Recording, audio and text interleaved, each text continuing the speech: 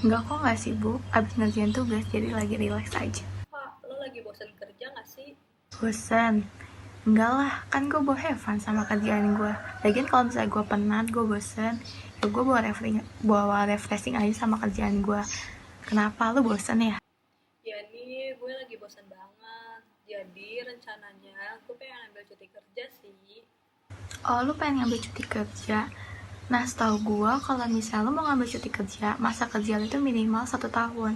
Sedangkan lu kan baru karyawan di sini, karyawan baru di sini. Berarti kan untuk ngambil cuti kerja itu belum bisa, kecuali lu ya cuti kerja sakit atau izin ada yang meninggal misalnya, itu bisa, karena itu benar-benar mendesak dan gak bisa diprediksi gitu. Nah, tapi gue kurang mendetail sih kayak syarat ketentuannya buat lo ngambil cuti kerjanya. Kita punya senior yang tau lah tentang kayak cuti-cuti kayak gini, soalnya dia sering banget ngambil cuti-cuti. Pak Ferdian, lo mau nanya nggak? Boleh juga tuh, yuk kita tanya aja. Halo Pak Ferdian, maaf nih yang ganggu waktunya. Kita mau nanya perihal tentang cuti kerja, soalnya teman saya nah dia pengen ngambil cuti kerja. Gimana ya Pak peraturan-peraturan di perusahaan kita mengenai cuti kerja itu? Oke, baik. Mengenai percutian yang ada di perusahaan kita mengacu pada ketentuan dalam undang-undang. Dalam hal ini adalah Undang-Undang Nomor 13 Tahun 2003 tentang Ketenagakerjaan. Singkatnya, pada undang-undang terbagi jadi 7 jenis cuti. Yang pertama ada hak cuti tahunan, lalu yang kedua ada hak cuti sakit, kemudian hak cuti melahirkan, lalu yang keempat ada hak cuti besar, kemudian juga ada hak cuti karena alasan penting, hak cuti bersama, dan yang terakhir adalah hak upah pada saat cuti. Saya akan menjelaskan masing-masing definisi cuti yang tadi saya sebutkan. Yang pertama adalah hak cuti tahunan.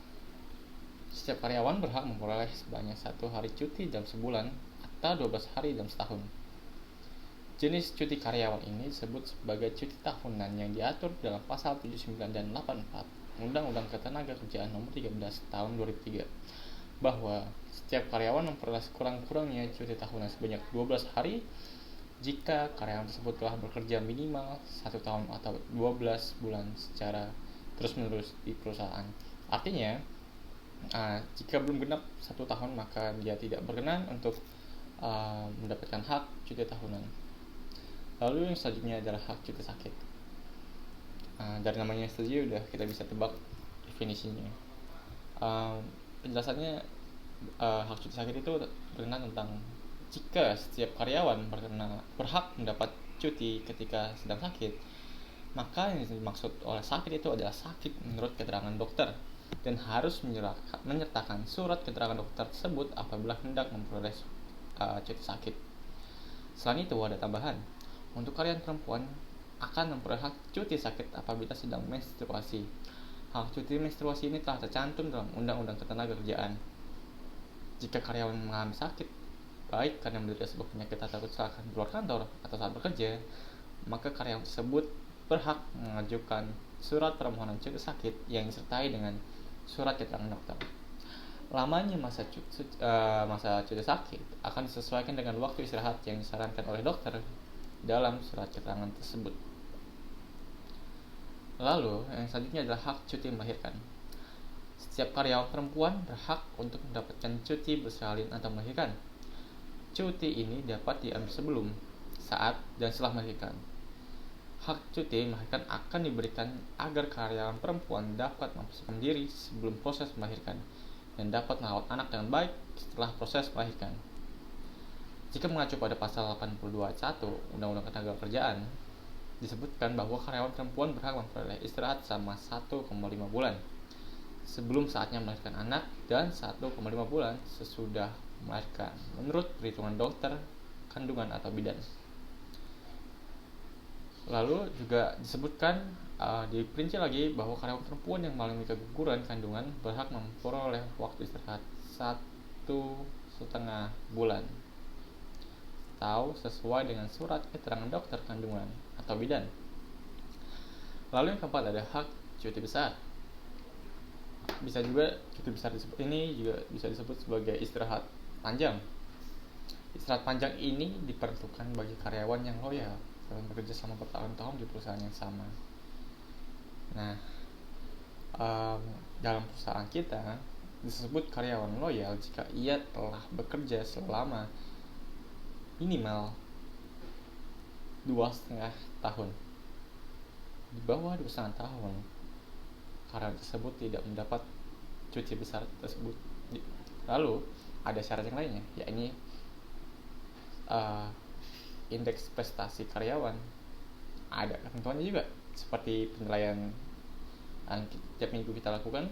Semuanya itu akan diakumulasi di akhir tahun, lalu diperhitungkan. Jika lebih dari 5, maka dia akan mendapat bonus, dan di tahun kedua atau tepatnya 2,5 tahun saat dia sama bekerja, dia berhak mendapat cuti besar tersebut selama dia sudah bekerja selama 2,5 tahun dan mempunyai indeks prestasi karyawan atau kerja yang baik.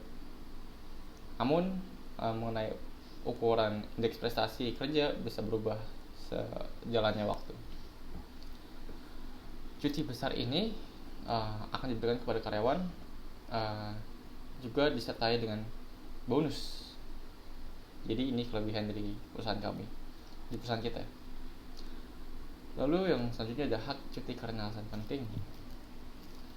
Apabila seorang karyawan tidak bekerja karena satu alasan penting, maka ia berhak mengajukan cuti. Setiap karyawan berhak untuk tidak masuk kerja karena halangan dan tetap dibayar penuh. Alasan atau keperluan penting yang dimaksud adalah karyawan menikah, diberikan jatah libur selama 3 hari.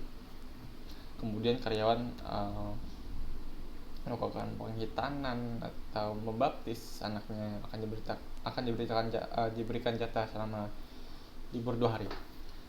Istri melahirkan atau mengalami keguguran tentunya juga dapat jatah libur selama 10 hari. Lalu suami, istri, orang tua, mertua, anak, menantu meninggal dunia atau yang lainnya akan diberikan jatah libur selama 2 hari. Anggota keluarga dalam satu rumah meninggal dunia diberikan jatah libur hanya 1 hari dalam satu rumah. Lalu yang selanjutnya ada hak cuti bersama.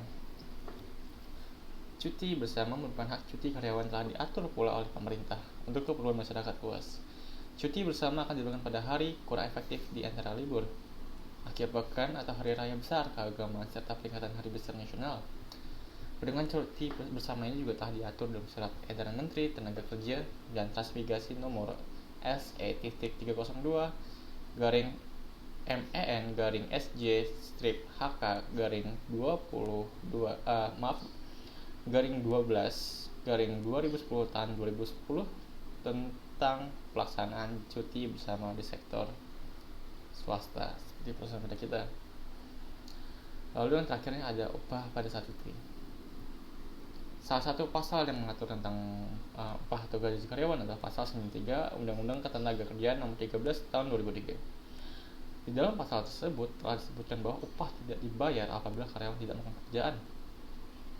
Dan perusahaan tetap berkewajiban untuk membayar karyawan jika karyawan mengalami sakit berdasarkan keterangan dokter, atau sakit karena menstruasi atau karena alasan penting lainnya. Jika saya boleh tahu, alasan saudari Nahda nggak bisa bekerja atau mengajukan cuti apa ya? Ya nih Pak, saya lagi bosan kerja, jadi saya rencananya pengen ambil cuti. Oke, baik. Mengenai jenuhan, memang banyak karyawan yang jenuh karena pekerjaan ini juga menuntut kreativitas yang tinggi. Jadi wajar saja jika banyak karyawan mudah jenuh. Karena itu kami memiliki beberapa fasilitas untuk membantu para karyawan untuk tetap bisa produktif dan tentunya juga kreatif tanpa ada rasa jenuh. Namun fasilitas tersebut hanya diperuntukkan bagi karyawan yang sudah bekerja minimal 1 tahun. Apa aja fasilitasnya? Yang pertama ada fasilitas golf. Fasilitas ini sangat diperuntukkan bagi karyawan dengan tanpa pungutan biaya apapun. Peralatan atau apapun itu yang berkenaan dengan golf sudah disediakan oleh perusahaan. Lalu kami juga menyediakan kafe dan restoran. Yang paling spesial adalah kafe dan restorannya gratis, tapi hanya ada satu kali kesempatan untuk menikmati makanan yang ada di restoran atau di kafe tersebut. Cuma kalian bisa nambah, tapi sayangnya makanannya tidak boleh dibawa. Itu akan membantu karyawan untuk tetap produktif dan senang setelah mengisi perutnya. Lalu selanjutnya ada fasilitas ibadah lengkap, ada gereja, ada masjid, dan ada vihara, dan beberapa tempat yang cocok untuk merenung dan lain sebagainya. Lalu kami juga punya fasilitas olahraga seperti gym, yoga, dan tempat lain sebagainya yang berhubungan tentang kesehatan. Semuanya ini gratis tanpa dipungut biaya. Hanya saja yang saya tekankan bahwa yang memperoleh semua akses tersebut adalah karyawan telah bekerja minimal 1 tahun. Di bawah atau jika belum genap 1 tahun, maka karyawan harus membayar tergantung jenis fasilitas apa yang mereka gunakan. Saya seperti golf dikenakan biaya, kafe dan juga dikenakan biaya, restoran juga dikenakan biaya. Oleh karena itu beberapa fasilitas ini telah dipersiapkan. Harapan kami adalah bahwa banyak karyawan yang tidak stres, tidak jenuh, dan tetap produktif dan kreatif dalam melakukan pekerjaan.